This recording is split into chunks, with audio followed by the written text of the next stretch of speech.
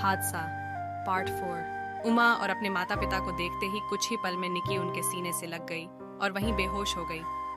Doctor Tripathi जो परिवार के साथ आए थे, निकी की देखरेख में जुट गए।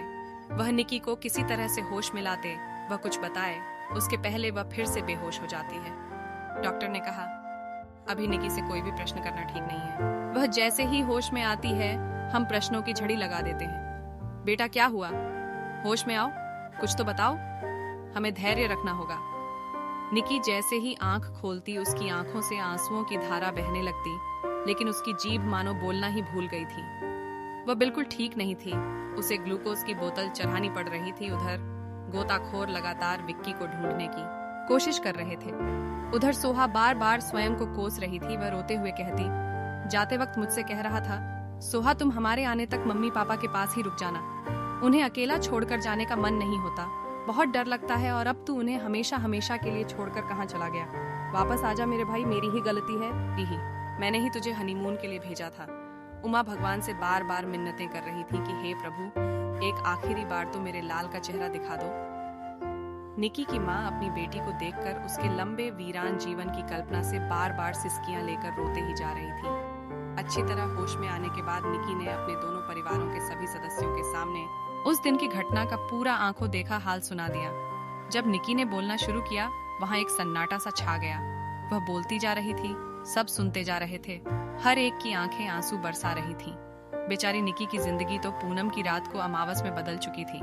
जब किशोर और निकी के पिता शिव प्रसाद नदी के तट पर विक्की के मिलने का इंतजार कर रहे थे, तब नदी के तट पर कुछ लोग बातें कर रहे थे। एक कह रहा था, साहब उस दिन मौसम अचानक खराब हो गया था, लेकिन फिर भी जितनी भी नाव उस पार गई थी, उस नाव को छोड़कर सभी वापस भी आ गईं। नाव तो पवन और सरिता के झोंकों को बर्दाश्त करने की, उनके साथ खेलने की आदी होती है, परंतु भोला की नाव केवल इसलिए वापस न लौट पाई क्योंकि वह नियम के खिलाफ चल रही थी। अधिक वजन के कारण ही नाव ने दम तोड़ दिया। पवन और सरिता ने उन्हें अपने चक्रव्यूह में ऐसे फंसाया कि वह निकल न पाई और वहीं धराशायी हो गई। दूसरे व्यक्ति ने कहा, साहब क्या करें, लोग समझते ही नहीं, उन्हें तो बस जल्दी रहती है। पहले हम वाली मानसिकता रहती है। ऐसे में यदि किसी नाविक के मन में लालच आ जाए, तभी ऐसे हादसे होते हैं। गलती इंसानों की ही होती है। उस समय उस नाविक भोला का छोटा बच्चा बहुत बीमार चल रहा था। उसके इलाज के लिए उसे पैसों की बहुत जरूरत थी, इसीलिए वह यह गुनाह कर बैठा। खुद तो गया ही, साथ में कितनों को भी ले डूबा। उसके बाद तो साहब उसका बच्चा भी नहीं बचा, उसका परिवार तो बेचारा सड़क पर ही आ गया है। काश उसने लालच ना किया होता, पर होनी को कौन टाल सकता है। प्रश्न तो यह खड़ा होता है साहब कि इस घटना को समाचार पत्रों में पढ़कर भी क्या अगली बार ऐसा हादसा नहीं होगा? उस हादसे को हुए जब लगभग एक हफ्ता बीत गया, तो गोताखोरों ने भी जवाब दे दिया। वे न तो विक्की को ढूंढ पाए, न उसके पार्थिव शरीर को। पूरा परिवार अंतिम बार विक्की की एक झलक देखना चाहता था, लेकिन दुर्भाग्य ने यहाँ भी कोई कसर नहीं छोड़ी। अंततः निराश होकर सभी लोग निकी को समझा बुझाकर वापस अपने घर के लिए रवाना हो गए। रास्ते भर निकी यही सोच रही थी कि काश उसने विक्की की बात ना मानी होती तो यह हादसा हुआ ही नहीं होता। अब घर पर परिवार के अलावा दूसरे रिश्तेदार भी मौजूद थे। सब आपस में बात कर रहे थे, बोल रहे थे। थोड़ी सी जल्दबाजी के कारण पूरा जीवन बर्बाद हो गया। क्षमता से अधिक भरी हुई नाव पर बैठना ही नहीं चाहिए था।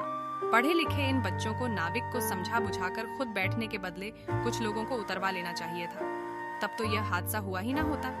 अरे कितनी बार हम समाचार में पढ़ते हैं, इस तरह क्षमता से अधिक भार डालने के बाद अक्सर ऐसे हादसे हो जाते हैं।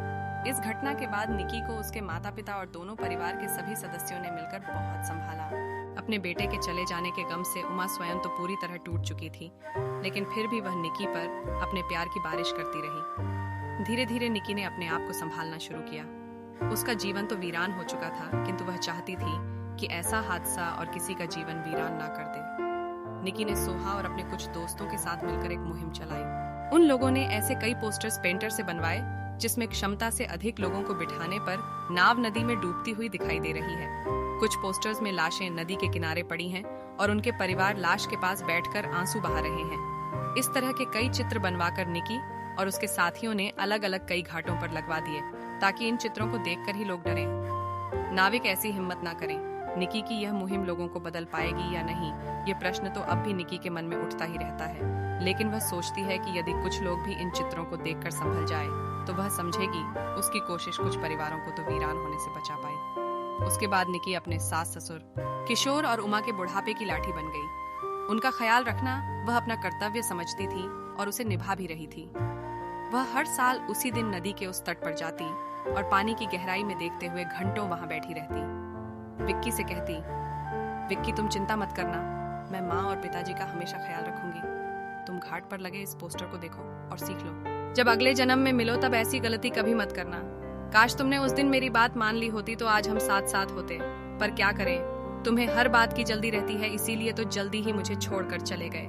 तो दोस्तों, ये था इस कहानी का अंतिम भाग। कमेंट में जरूर बताएं कि आपको कहानी कैसी लगी। कहानी अच्छी लगी है तो वीडियो को लाइक कीजिए, शेयर कीजिए और हमारे चैनल को सब्सक्राइब करके बेल आइकॉन को भी दबा लीजिए ताकि मैं जब भी वीडियो अपलोड करूं आपको वीडियो का नोटिफिकेशन मिल सके। तो चलिए दोस्तों, मिलते हैं नेक्स्ट वीडियो में। तब तक के लिए bye and thanks for watching video.